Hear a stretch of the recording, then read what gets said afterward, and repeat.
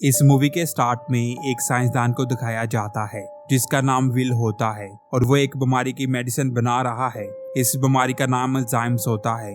ये बीमारी विल के फादर को होती है। इस बीमारी में इंसान का दिमाग कमजोर हो जाता है जिसकी वजह से वो इंसान चीजों को भूलना शुरू कर देता है। विल के फादर की जिंदगी में मोटिवेशन बिल्कुल खत्म हो जाती है और विल इस बीमारी के लिए एक मेडिसिन बनाता है जिसका नाम ALZ-112 होता है और वो इस मेडिसिन को एक बंदर पर टेस्ट करता है। इस मेडिसिन का रिजल्ट बहुत ज्यादा पॉजिटिव होता है।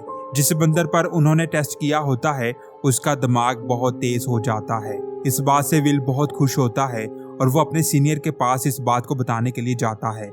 वो अपनी मेडिसिन को इंसानों पर आजमाना चाहता है। इसका सीनियर कहता है इसके लिए तुम्हें बोर्ड ऑफ मेंबर्स की परमिशन लेनी पड़ेगी और विल की बोर्ड ऑफ मेंबर्स के साथ एक मीटिंग होती है। उसमें वो बताता है कि मैंने एक मेडिसिन बनाई है जिसका नाम ALZ-112 है। मैंने इसे एक बंदर पर टेस्ट किया है जिसकी वजह से बंदर का दिमाग बहुत तेज हो गया है और अगर हम इसे इंसानों पर टेस्ट करें तो जिस इंसान को अल्जाइमर्स की बीमारी होगी मुझे यकीन है कि वो इस मेडिसिन से बिल्कुल ठीक हो जाएगा। बोर्ड ऑफ मेंबर्स विल की मेडिसिन से बहुत ज्यादा इम्प्रेस होते हैं, लेकिन दूसरी तरफ ये दिखाया जाता है जिस बंदर को विल ने मेडिसिन दी है जब एक आदमी उसके पास जाता है तो वो बंदर उस पर हमला कर देता है और जब वो बंदर को गन से बेहोश करने लगता है तो वो बंदर वहाँ से भाग जाता है और पूरे ऑफिस में बहुत हंगामा करता है और हर चीज को तोड़ना शुरू कर देता है।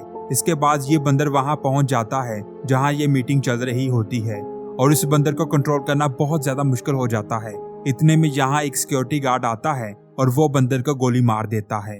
बोर्ड ऑफ मेंबर्स इस पूरे प्रोजेक्ट को खत्म कर देते हैं क्योंकि उनको पता है कि इस मेडिसिन का बंदर पर बहुत गलत यूज हुआ है जिसकी वजह से बंदर बहुत ही गुस्से में आ जाता है और फिर बोर्ड ऑफ मेंबर्स ये ऑर्डर देते हैं कि जिस बंदर पर इस मेडिसिन का इस्तेमाल किया गया है उसको मार दिया जाए क्योंकि इन सब को चेक करने में बहुत ज्यादा एक्सपेंस और टाइम लगेगा। अब विल की सारी रिसर्च को बंद कर दिया जाता है क्योंकि अब कोई भी विल की रिसर्च पर पैसा नहीं लगाना चाहता। विल उस जगह पर जाता है जहाँ एक बंदर होता है। वहाँ एक बंदर का छोटा बच्चा होता है जो अभी अभी पैदा हुआ होता है। वो आदमी जो सब बंदरों की देखभाल करता है वो विल से कहता है कि जब फीमेल बंदर प्रेग्नेंट होते हैं तो इनका पेट ज्यादा बड़ा नहीं होता और जिसे तुमने मेडिसिन दी थी वो प्रेग्नेंट थी और उसका बच्चा पैदा हुआ है और जब हम उसके कैबिन में जाने की कोशिश कर रहे थे तो शायद उसे लगा होगा कि हम उसके बच्चे को नुकसान पहुंचाएंगे, इसलिए वो बहुत ही गुस्से में आ जाती है। विल समझ जाता है कि वो मेडिसिन का असर नहीं था, वो बस अपने बच्चे को बचाने की कोशिश कर रही थी। सिक्योरिटी गार्ड विल को यहाँ से ये बंदर को लेकर जाने को कहता है कि अगर तुम इसे अपने साथ लेकर ना गए तो मैं इसको मार दूंगा। अगर मैं इसको ना मारूं तो मुझे बाकी के 12 बंदरों को मारना पड़ेगा। हालांकि ये मैं नहीं करना चाहता लेकिन ये मेरी ड्यूटी है, मुझे इसलिए ऐसा करना पड़ेगा। और विल उस बच्चे को अपने साथ अपने घर ले जाता है और फिर अगली सुबह विल के फादर उस बच्चे को दूध की बोतल देते हैं और वो बच्चा दूध पीने लग जाता है। अब इन्हें पता चलता है कि इसका दिमाग बहुत तेज है। वो उस बच्चे का नाम सीजर रखते हैं। 1 साल में सीजर बहुत कुछ सीख जाता है। जो काम इंसानों के बच्चे 4 साल की उम्र में करते हैं वो काम ये बंदर सिर्फ और सिर्फ 1 साल की उम्र में सीख जाता है। यहाँ तक कि वो अपने कपड़े खुद पहनता है और वो टॉयलेट भी खुद जाता है। ऐसा इसलिए होता है जो इसकी माँ को मेडिसिन दी थी वो उसके जीन्स में चली जाती है। जब सीजर पैदा होता है तो वो इसे विरासत में मिल जाती है, इसलिए उसका दिमाग बहुत तेज होता है। वक्त गुजरने के साथ साथ ये बच्चा 3 साल का हो जाता है। इन 3 सालों में उसने बहुत कुछ सीख लिया होता है। वो शतरंज भी बहुत अच्छा खेलता है, लेकिन दूसरी तरफ विल के फादर की बीमारी बढ़ना शुरू हो जाती है और इसे इसकी नर्स भी छोड़कर चली जाती है। वो कहती है कि मैं इनकी देखभाल नहीं कर सकती, इनको घर की नहीं बल्कि पागल खाने की जरूरत है। इस बात से विल बहुत परेशान हो जाता है और जब वो अपने काम पर जाता है तो वो बगैर किसी को बताए वहाँ से मेडिसिन को चुरा लेता है। जब वो घर आता है तो रात को वो उस मेडिसिन को अपने फादर की बॉडी में लगा देता है। आज से पहले ये मेडिसिन किसी भी इंसान को नहीं लगाई गई थी। जब विल सुबह उठता है तो वो देखता है कि उसके फादर बहुत ही अच्छा पियानो बजा रहे हैं क्योंकि उनकी दिमाग की हालत पूरी तरह ठीक हो चुकी है। ये देखकर विल बहुत खुश होता है। विल के फादर कहते हैं मुझे सीजर को देखना है, लेकिन सीजर घर पर नहीं होता। दरअसल कुछ बच्चों ने उसे साइकिल चलाते हुए धक्का दिया होता है और वो बच्चे यहाँ से भाग जाते हैं, लेकिन सीजर वहीं होता है। इतने में इस घर का मालिक वहाँ पर आ जाता है और वो सीजर को मारने ही लगता है कि इतने में वहाँ पर विल आ जाता है और उससे कहता है कि क्या तुम पागल हो। वो आदमी कहता है कि ये जानवर आज के बाद मेरे घर के आसपास नजर ना आए वरना मैं इसको मार दूंगा। इससे सीजर को चोट भी लग जाती है, इसलिए विल उसको जू ले जाता है क्योंकि जू में जानवरों की एक डॉक्टर होती है और जो डॉक्टर सीजर का इलाज करती है उसका नाम कैरोलिन होता है। जब डॉक्टर सीजर का इलाज करती है तो Caesar will say sign language में बात करता है। वो उसे कहता है कि तुम्हें इसे लंच पर लेकर जाना चाहिए। जब डॉक्टर विल से पूछती है तो विल उसे सीजर के बारे में सब कुछ बता देता है। उसके बाद डॉक्टर विल के घर पर भी आती है और सीजर उसे देखकर बहुत ज्यादा खुश हो जाता है। इनके घर में एक विंडो होती है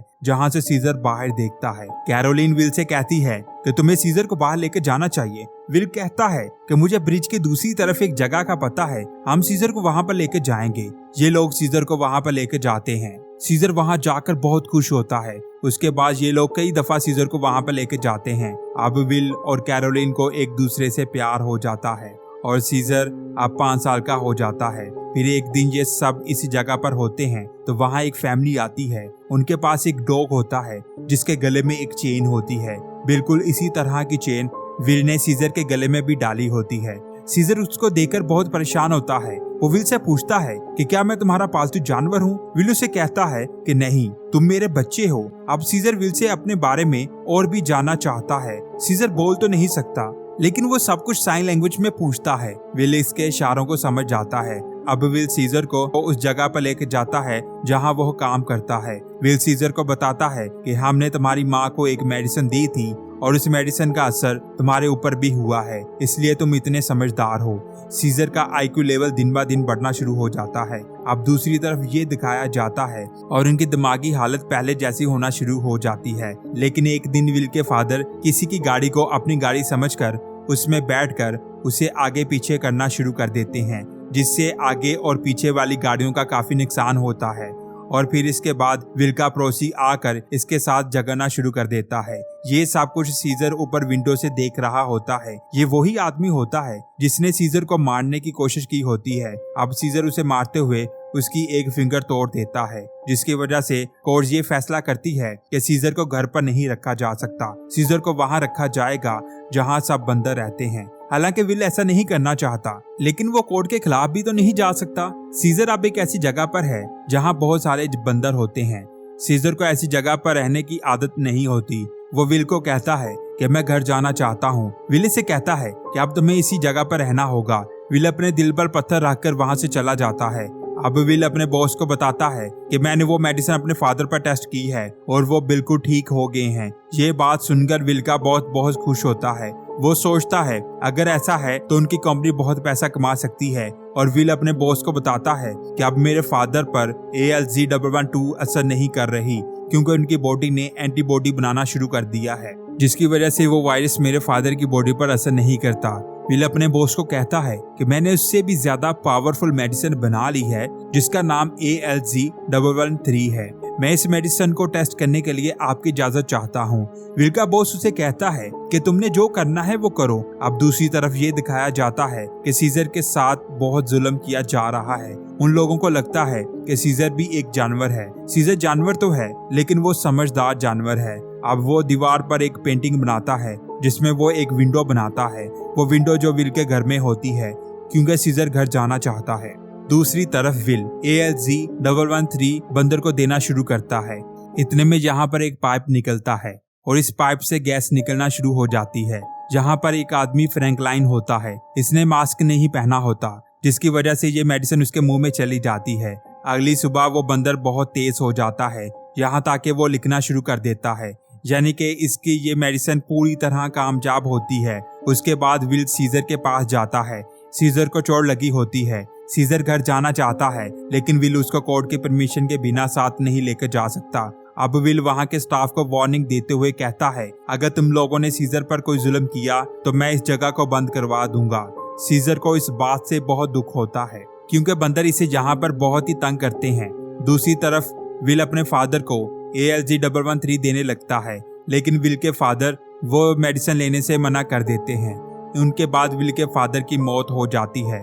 फादर की मौत के बाद विल उस जगह पर जाता है जहाँ पर सीजर होता है। विल जहाँ के इंचार्ज को पैसे देता है ताकि वो सीजर को घर लेकर आ सके, लेकिन सीजर घर जाना नहीं चाहता। इसके बाद यहाँ पर कुछ आदमी आते हैं। उनमें से एक आदमी सीजर के पास आता है तो सीजर उसको पकड़ लेता है और उसकी पॉकेट से चाकू निकाल लेता है। और उसके बाद जब रात को सब सो जाते हैं तो सीजर चाकू से लॉक को खोलता है। इसके साथ ही एक और बंदर होता है, वो भी इसके साथ भाग जाता है। और फिर सीजर सीधा विल के घर जाकर उस मेडिसिन को चुरा लेता है और वापस उसी जगह आता है जहाँ पर इसको कैद किया होता है। अब बंदर सब कुछ समझने लगते हैं, लेकिन इस मेडिसिन का इंसानों पर कोई असर नहीं होता, क्योंकि फ्रैंकलाइन के मुंह में मेडिसिन जाने की वजह से उसकी मौत हो जाती है। लेकिन बंदर इस मेडिसिन से पूरी तरह समझदार हो जाते हैं। अब नेक्स्ट डे ये दिखाया जाता है कि सीजर अपने पिंजरे में नहीं होता। जब सब बंदर को कंट्रोल करने वाला आदमी वहां पर आता है तो वो सीजर को अपने इलेक्ट्रिक रोड से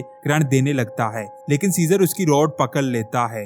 अब ये आदमी कहता है कि अपने गंदे हाथ मुझसे दूर रखो, लेकिन सीजर कहता है कि मैं अपने हाथ पीछे नहीं करूंगा। सीजर अपने मुंह से पहली बार कुछ बोलता है। फिर इसके बाद सीजर इस आदमी को पंच मारकर बेहोश कर देता है और सीजर सब बंदरों को पिंजरे से बाहर निकाल देता है। उसी टाइम वो आदमी जो बेहोश होता है उससे होश आता है। वो दोबारा इलेक्ट्रिक रोड उठाता है और सीजर को मारने लगता है, तो सीजर उस पर पानी वाला पाइप छोड़ देता है और वो आदमी करंट से मर जाता है। इसके बाद ये सब बंदर यहाँ से भागकर जू चले जाते हैं और जू वाले बंदरों को भी छुड़ा लेते हैं और फिर इस कंपनी में आ जाते हैं जहाँ सीजर पैदा हुआ था। ये सब मिलकर इंसानों के खिलाफ जंग करते हैं और अब विल वहाँ कॉल करता है जहाँ सीजर होता है, लेकिन इसकी कॉल कोई भी पिक नहीं करता। फिर विल इस जगह पर आता है, लेकिन यहाँ कोई बंदर नहीं होता। यहाँ पर एक आदमी जिंदा होता है। वो विल को बताता है कि तुम्हारा बंदर बोल भी सकता है और वो यहाँ से सब बंदरों को लेकर भाग गया है। विल को पता होता है कि अब सीजर सब बंदरों को लेकर कहाँ जाएगा। वो उसी जंगल में लेकर जाएगा जहाँ विल सीजर को लेकर जाया करता था। सब बंदरों को जंगल तक पहुँचने के लिए एक बहुत बड़े ब्रिज से गुजरना पड़ेगा।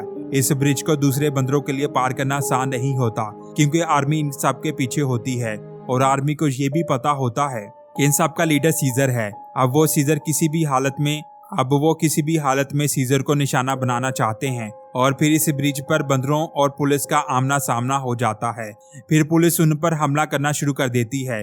अब यहाँ पर बंदर एक आदमी को मारने लगता है, लेकिन सीजर उसको मना कर देता है। सीजर एनिमल होकर भी इंसानों को नहीं मारना चाहता। अब यहाँ पर विल की कंपनी का हेलीकॉप्टर आता है। इसमें विल का बॉस होता है। वो सब बंदरों पर गोलियां चलाना शुरू कर देता है। बंदरों में से एक गुरीला हेलीकॉप्टर पर हमला करके उसे तबाह कर देता है और फिर ये हेलीकॉप्टर ब्रिज के साथ लटक जाता है। वो इस हेलीकॉप्टर को नीचे गिरा देते हैं। उसके बाद ये सब बंदर जंगल में पहुंच जाते हैं। इनके पीछे विल भी यहाँ पर आ जाता है। विल एक बंदर पर हमला करने लगता है, लेकिन सीजर उसको रोक देता है। फिर विल सीजर को कहता है कि तुम मेरे साथ घर चलो, मैं प्रॉमिस करता हूँ कि मैं तुम्हारी हिफाजत करूंगा। सीजर विल के कान में बोलता है कि अब मेरा घर यही है। विल सीजर को कहता है कि तुम जाओ, अब तुम्हारी दुनिया यही है। अब सब बंदर यहाँ पर इस जंगल में रहना शुरू कर देते हैं और उन सब का लीडर सीजर होता है। और आखिर में विल के साथ जो पायलट होता है उसके नोज में से खून निकलना शुरू हो जाता है, क्योंकि वो उस वायरस से इन्फेक्टेड हो चुका होता है। दरअसल इसको वायरस फ्रैंकलाइन से लगता है, क्योंकि जब मेडिसिन फ्रैंकलाइन के मुंह में जाती है तो वो विल के घर आता है, तो विल घर पर नहीं होता, लेकिन विल का हमसाया फ्रैंकलाइन से मिलता है। अब ये आदमी पायलट होता है। वो आदमी कितनी फ्लाइट्स उड़ाएगा और ये वायरस किस किस को लगेगा, शायद हम इसका अंदाजा भी नहीं लगा सकते। उसके बाद ये मूवी खत्म हो जाती है। तो दोस्तों, आज की ये अमेजिंग मूवी आपको कैसी लगी नीचे कमेंट्स करके जरूर बताएं और ऐसी अमेजिंग मूवीज को देखने के लिए हमारे चैनल हॉलीवुड उर्दू को सब्सक्राइब करके वीडियो को लाइक जरूर करें। अपना बहुत सारा ख्याल रखें। खुदा हाफिज।